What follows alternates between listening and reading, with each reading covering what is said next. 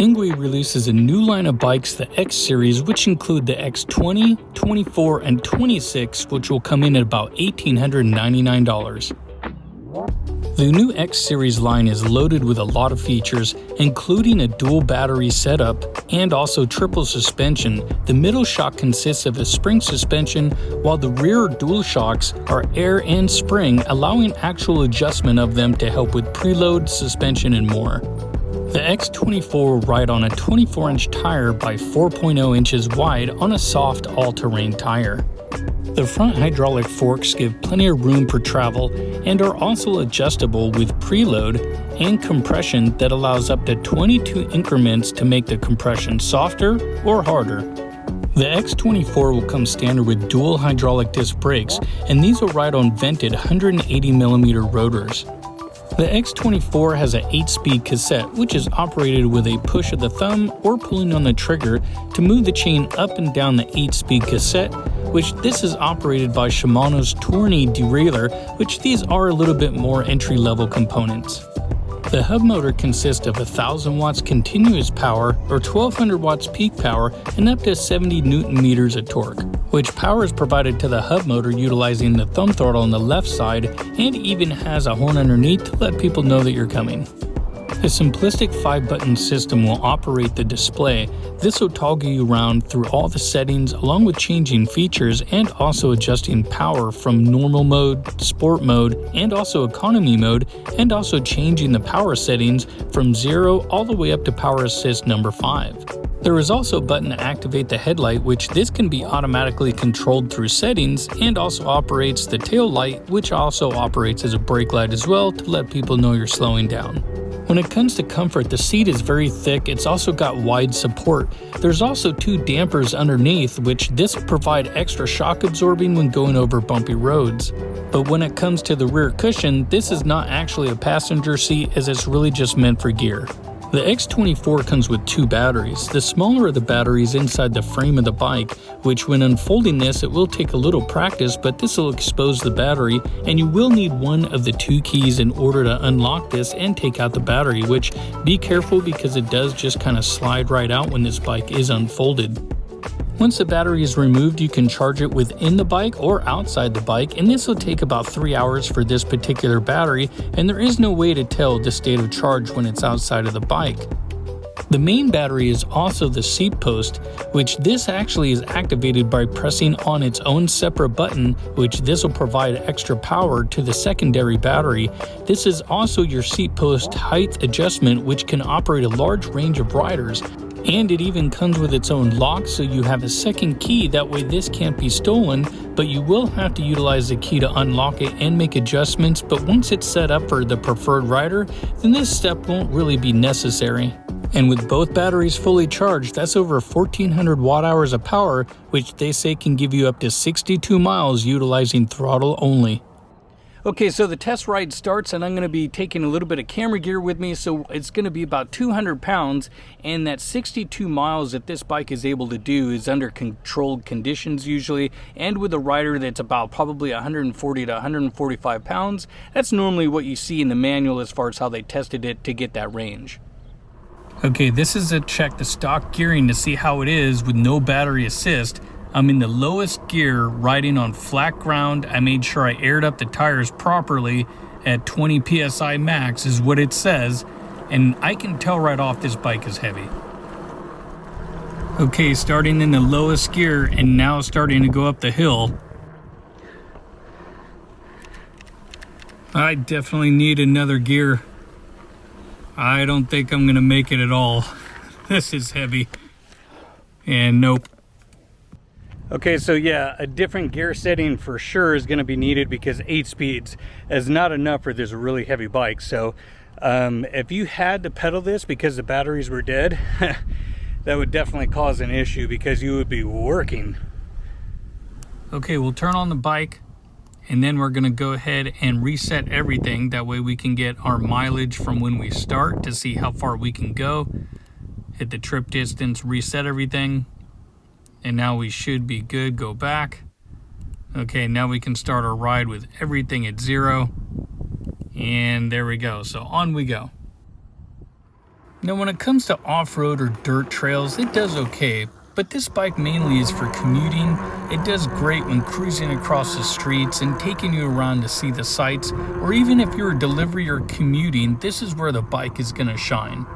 I did put it through some paces, going through S-bends, up and down hills at speed, and you can tell the weight is there. Okay, we're going to go up this hill. This is kind of known as Heart Attack Hill because it's such a long and steep incline. By the time you get to the top of it, you really feel like you're going to have a heart attack. So we'll see how the bike does with pedal assist and giving it full throttle. This bike doesn't have a whole lot of torque as far as this hub motor, so we'll see how it does. And the actual name of this is Heart Rate Hill, but most of us call it Heart Attack because, well, by the time you're at the top, that's kind of what it feels like. Okay, this is throttle only, no pedaling. And this is not the steepest part of the hill. It will start to get steeper here after a couple corners, but no pedaling. And so far doing pretty good. And around this turn, this is where it now starts to get a little steeper. But I'm just gonna hold the throttle and see what it does. About 9-10 miles an hour. All right, we'll pedal a little bit now. All right, and this is just about the top.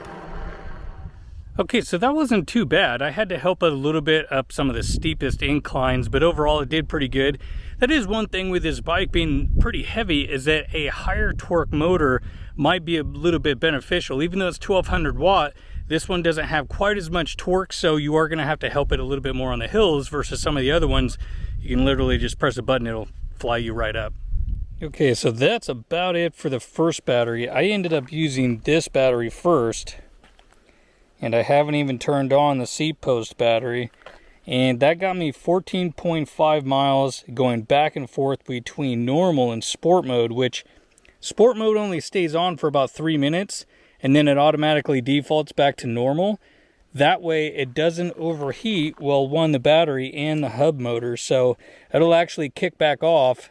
And then about 3 minutes later, supposedly, you can turn it back on. So that's how far I've gone anyway so far with mainly staying in this mode. But we're going to go ahead and turn on this battery. Like so. And now we should start seeing this jump right up. Look at that. So that'll just start climbing. It'll take a couple minutes, but that should be, I don't know, probably up to about 80% here pretty soon. And so now you can see that's all the way back up to 100% just by turning the battery on. So kind of cool because you have an extra battery, and I don't know what happens. I think both of them will drain simultaneously if you have the seat post battery on. So if you wanted to have one on reserve and not really use it so much, you could just leave one on.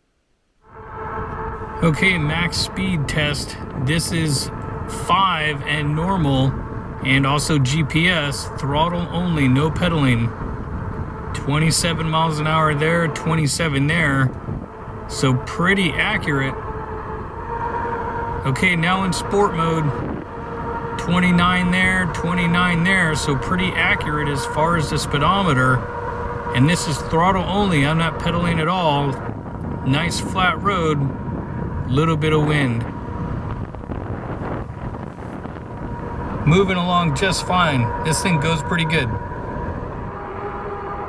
Okay, now when it comes to the ergonomics of the bike and also me just pedaling, this thing is pretty easy to ride. No hands and pedal assist number 5 in normal, and I can easily ride 25 miles an hour and I'm hardly stressing at all. This is very easy to maintain this speed with this bigger, heavier bike, and it's just cruising along just fine.